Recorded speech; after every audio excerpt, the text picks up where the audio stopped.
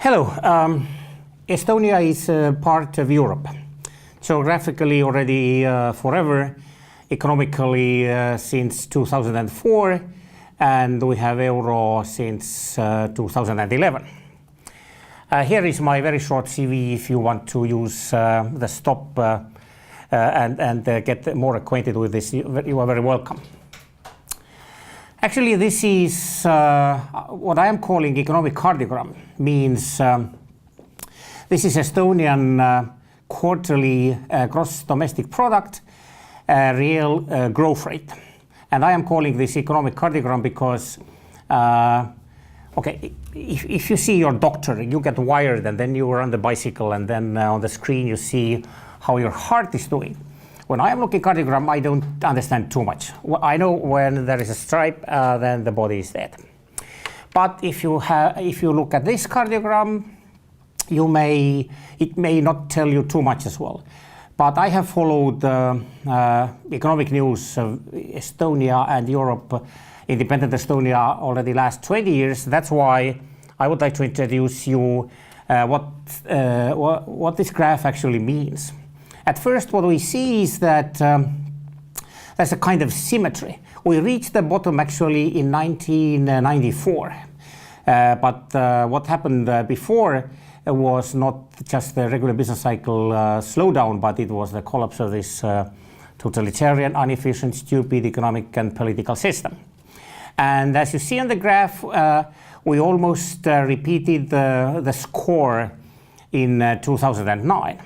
And meanwhile, Estonia was one of the fastest growing economies in the world, together or after actually China and Ireland.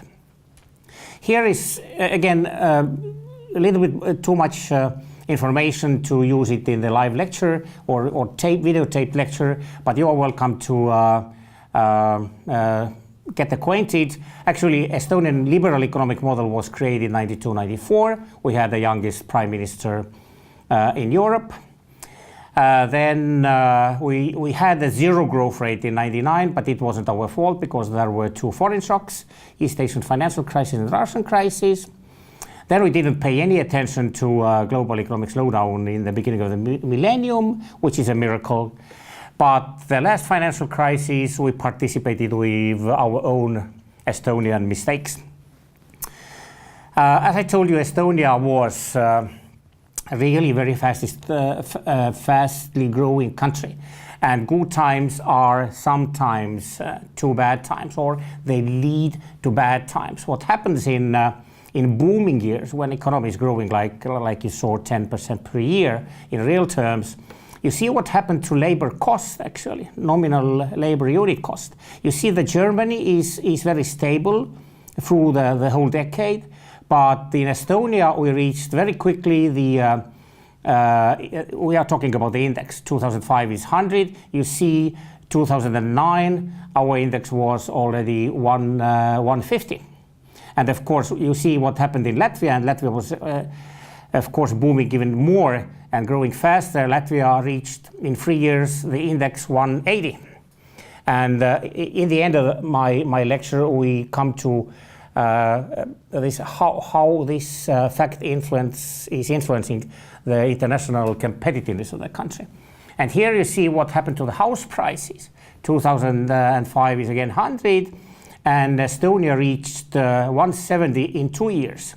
And you see Latvia reached 244 also in 2 years, and it was crazy, of course.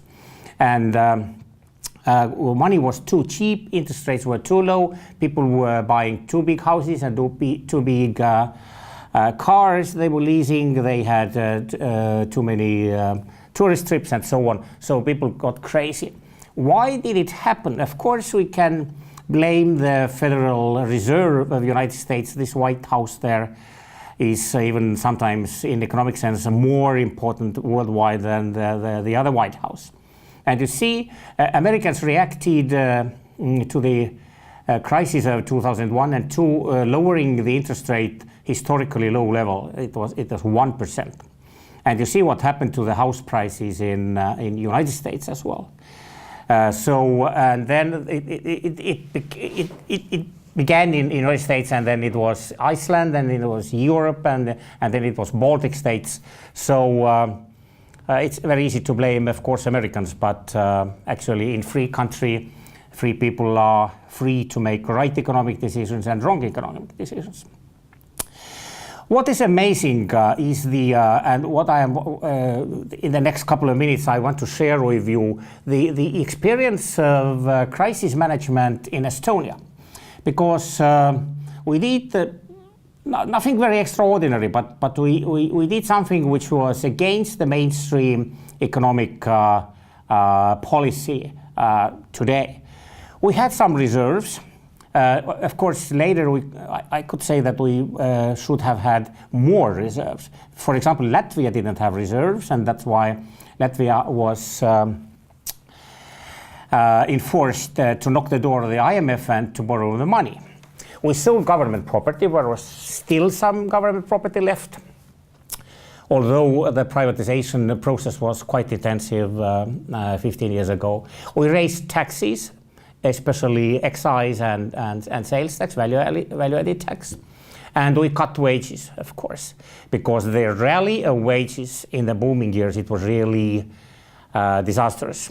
When a real economy was growing 10%, then real wages, it means already minus inflation, they were growing in some quarters, in some years, 15%. And the productivity, and we come to productivity in the end of the lecture, the productivity in the same year was growing only 6%. So it was dead end. It was leading to a catastrophe. And the catastrophe was very close, actually. But we managed, because one should know that the crisis was hitting Estonia and worldwide 2008, and we had a second attempt for Estonians to join the Eurozone. First, we failed in 2007, and we failed because we had too high inflation.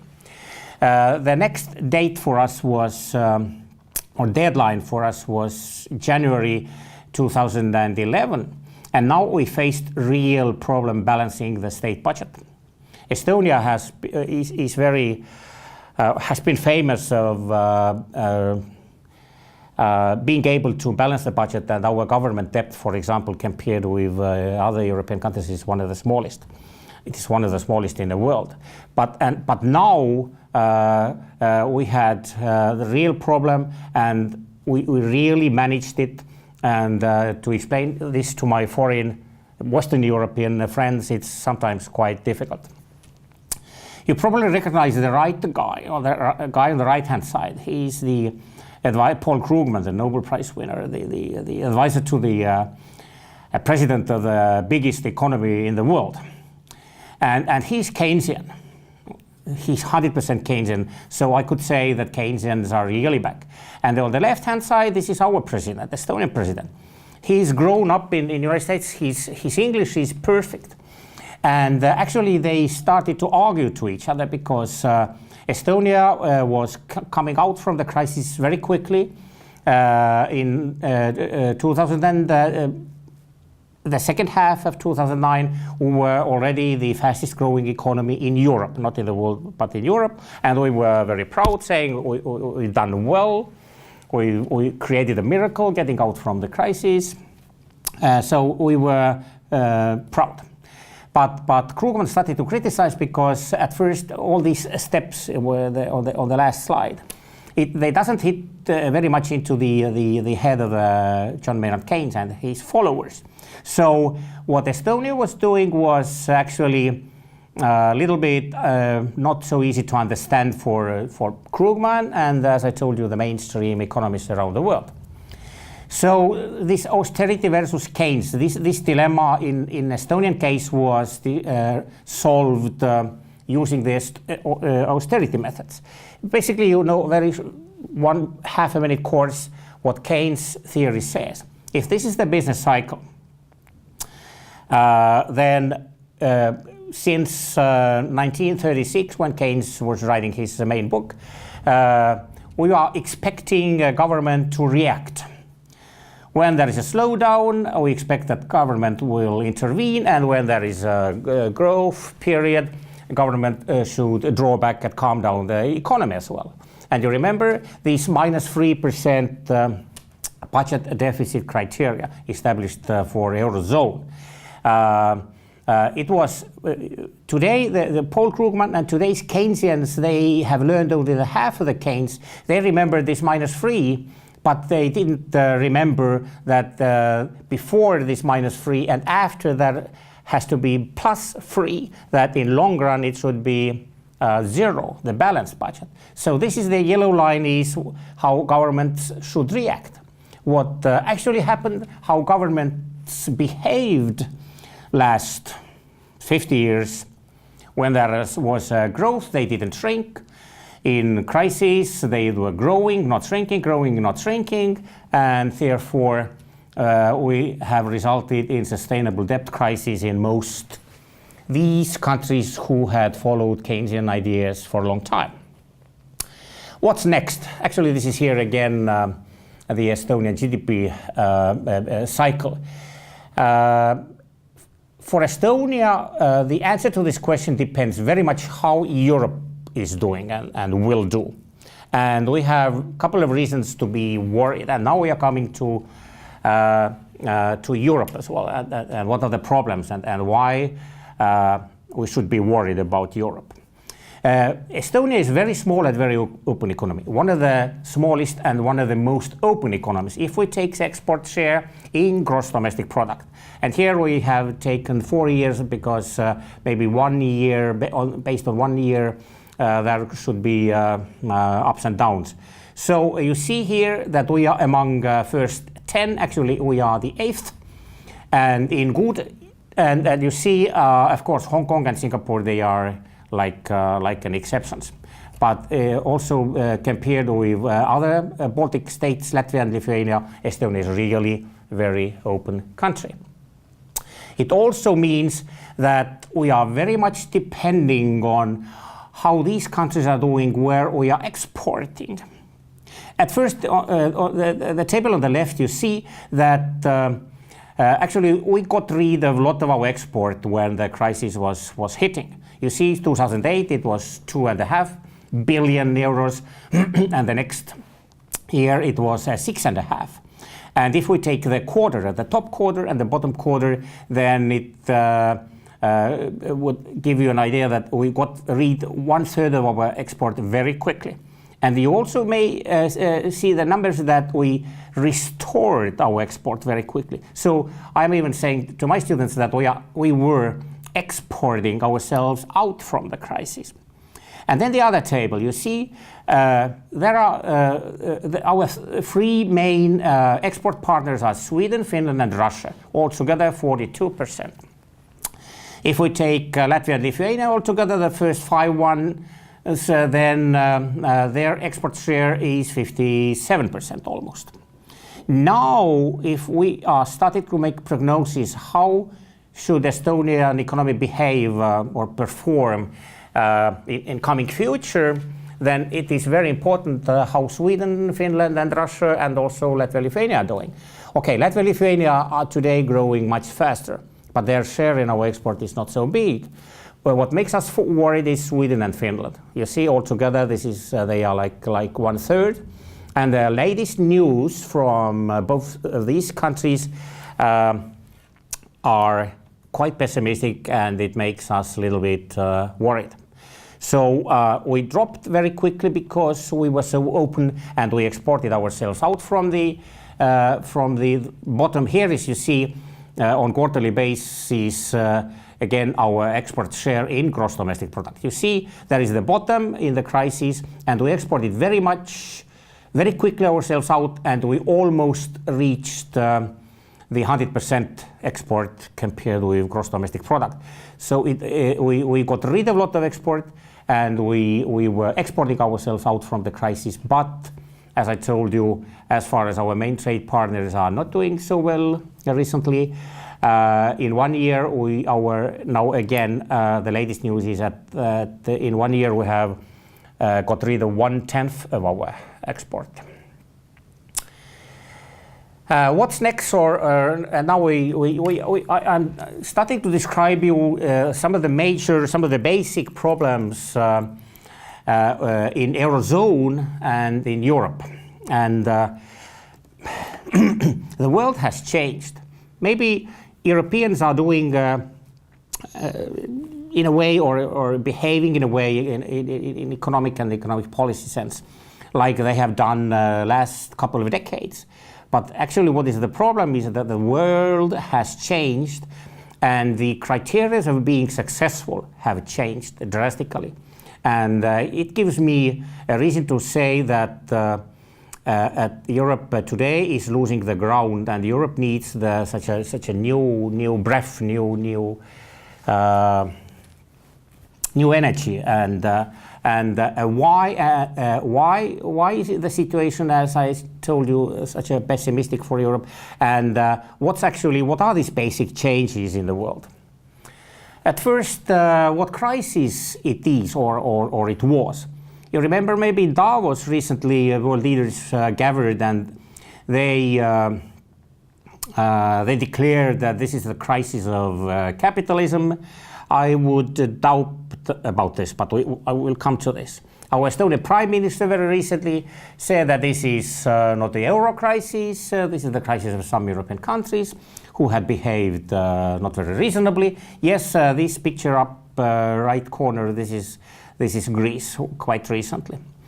But in my mind, I am starting to think more and more that, okay, it started from real estate bubble, it turned into financial crisis, Lehman Brothers, then it turned into economic crisis. But the more I think, the more I believe that this is actually the crisis of values. What values we will see. About the euro, now I'm talking about the euro as a money. Of course, Estonians were drinking champagne on the 1st of January 2011, and they were very happy. But for me as an economist, as we approached this state joining the Eurozone, the feeling inside me was very similar, or was becoming very similar to the feeling what I experienced when we approached in 2004 the date joining the European Union. And in both cases, it seems to me that we were invited to the wedding party, but when we reached, then it happens to be something like a funeral, or the bride has been changed.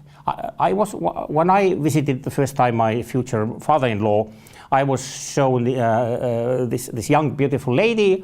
I was promised that I will marry her. But actually, when the wedding party was over, it happens to be somebody else. So when Estonia applied for Eurozone, it was a very different Eurozone. So when we stepped in, the rules had been drastically changed. Consumption crisis. Probably you know this guy. And of course, we could blame that he's guilty because he wrote 1890. He wrote the book Principles of Economics, and since then, last 100 years, all economic students and master's students have studied the more is better. More profit is better than the less. More consumption is better, and today we think that more welfare is better. Talking about the car, of course, it's very easy to understand that this is stupid. But the problem today is that with the help of these new financial markets, most of this consumption has been based on borrowed money. And this is irresponsible. And why this is over? This is over because you see this graph. 200 years ago, China and India were half a world economy. Then for some reason they fell asleep. And for a century and a half. And you see from 48% in 1973, the 8% was left. And thanks God, because otherwise the oil or other natural fuels were already gone for a long time ago. But now the problem is that they are now waking up and they want as more. They want not just rice, but meat and milk as well, and they want to ride not just bicycle, but the car as well. And today there is 7 billion people living on the planet Earth. Very soon it will be 9. There is no way we could multiply today's consumption with 3, 4, 5, 6. There is no way. It means that these 1 billion people living today in the welfare economies, they have to learn to live with much less. I hope you have seen this Hollywood movie, really good one. Sometimes Hollywood is making very good movies. Aging. Europe is getting old and very fast. Okay, Japan is getting old even faster. You see this above 65ers compared with people in the working age, it is 15 to 64.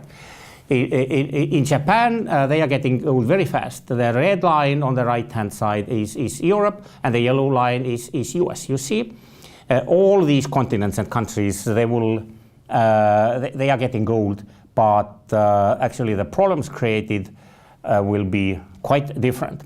And the problem is not that the people average age is high, or there are a lot of elderly people on the street. This is not the problem. Problem is that today there is 2 employed people who are paying the social tax per 1 retiree, and tomorrow will be 1. But these welfare systems, the people in the Western Europe are used to live in a couple of maybe 30, 40 years. There is no way that these systems are possible to finance when there is 1 retiree and 1 taxpayer. And this is Estonia, you see. We have like 700,000 people in labor force, and we have altogether 400,000 retirees, and including 300,000 by the age. And not all the 700,000, they are not all employed, some of them are unemployed. So we are already now on this ratio 2 to 1, and it will become more worse very, very quickly. Look at this, use the stop and look at this graph, this picture. These are the pensions in Europe before the crisis. You see the Greece, 1600, it is only a little bit less than Norway, who has oil. How are pension funds? Because the government pension systems, they will collapse in 1 generation. How are pension funds? Most world countries have no pension funds at all. So you may look at it yourself. There are only a couple of countries, and mostly Anglo-Saxon countries, who have reasonable pension funds. So, but in Greece, Luxembourg, Korea, Italy, Germany, Belgium, Austria, and Spain, pension funds will not help as well. Europe is not just old. Europe is also lazy. You see, this is the annual hours per employed person, annual working hours. 40 years ago, they were all friendly together there, 1900, and this is the labor hours per employed person, and this is where Estonia is today. 1 generation later, and this is, I guess, labor unions.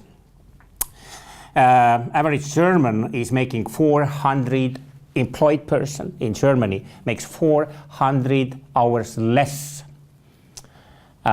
You see, this is 2.5 months, by the way. The difference with Sweden is also 10 weeks, you see. Average Italian is away from labor market because of the holidays and vacations, 2 months. Average American, 1 month. Guess who is the most sick nation among these rich 15? You never thought this is Sweden, because average Swede is sick 1 month, average American 1 week. Not to remind the productivity. And now we come to productivity. Okay, there are less and less people working and more pensioners. We are making less and less working hours, but maybe the productivity is hiking, that we can still afford this living style. Okay, this is the labor productivity by employee, and again the indexes. This is like index. EU27 is 100. And this is not a coincidence that you see. Japan is lost continent. Their problems started in 1990. This is not a big surprise that Luxembourg is one of the richest countries in the world, actually the third one. And you see still US productivity is 44% higher than average in Europe. And this is productivity per hour. You see lots of Estonians, by the way, earn their living. They buy just a ferry ticket to Helsinki. It takes 1.5 hours. It's just maybe 20 euros. And making the same job, they are getting 4 times more money. If you work 1 hour in Estonia, you create the value. So this is not you earn the money. You create the value 11 euros. 100 kilometers north, this is 40. And pay attention that Ireland has higher productivity than Germany. And this is really amazing. And then pay your attention. You compare the US and German productivity is almost like equal. Germany is a little bit even higher, but you see the gross domestic product per capita. The difference is huge. And this is coming from different working hours. Where did the competitiveness disappear? You see, here is now, again, you may stop the video and get into these numbers, but this is really, you see, this is the timeline is longer. This is labor productivity per hour, the same what was actually on the last slide. And the timeline is bigger from 95 to 2012. And the last row is the change during last 12 years. And of course you see, and you should remember, you may find your country and then compare with the next slide.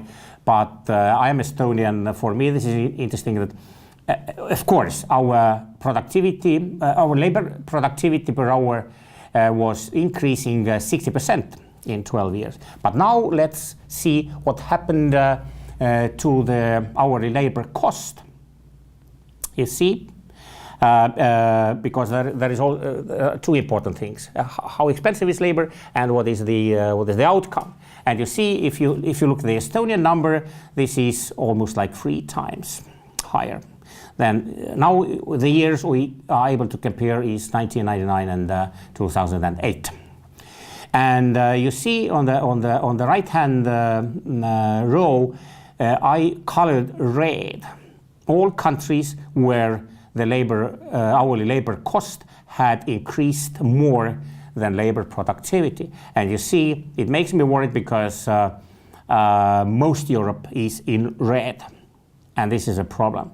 Because Europe is not alone, but Europe is used to have very generous social welfare systems. Early retirement, and generous pensions, and high salaries of teachers and government workers. But that is a world outside Europe as well. And if we lose this competition, then my message today for you is that Europe is facing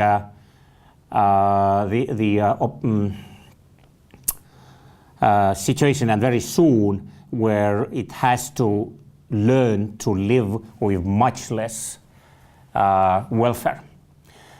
And here where we end up with this debt crisis, because it didn't happen like this in 1 year or 1 day, because governments were paying with credit card already last couple of decades, because already last couple of decades it was impossible actually to finance these welfare systems. But okay, governments were paying with credit card. If I am paying with credit card and I am not able to pay back the money, then I lose my my house, my car. But how about governments? And you see the world map, the more the more red, the more debt. Of course, Japan is very red, but Japan is a little bit different because its government mostly has the debt which is belonging to Japanese citizens. But you see Europe, you see North America. Today when I am we are videotaping this lecture, American Congress, the Senate and the representative, they still haven't agreed how to solve this bankruptcy situation in North America. And you see, these are today these problem countries. Although Ireland is red, the situation is really different. And what is problem? There is no honest way out from the club. Okay, here are the rules. You have not followed them. Okay, here are the flowers, and see you next time. Okay, and that's why the rest of Europe is making huge efforts to keep these red countries not to go into bankruptcy. What are the basic scenarios? Still, because you see, these are Greek policemen who are burning on the left-hand side, and this is also on the right-hand side. This is the first time after the war that are Nazis in European Parliament. This is also Greece. So maybe if we could keep Greece, but we will not be able to keep Spain or France if something was really bad there. The second scenario, the decade of stagnation. If European countries, I don't know how they deal with the labor unions, if Western European countries would be able to make the similar cuts which were made in Estonia and Baltics, but then we have the lost decade, maybe the zero growth, which is in good scenario. But still, the most possible solution to this debt problem is inflation. This is what I believe. Now, just two more slides about Estonia. So, did Estonia play it fool for 20 years? We had our monetary reform in 1992. Since then, we have our own money. We had a monetary reform through this fixed exchange rate to Deutsche Mark and later to the euro.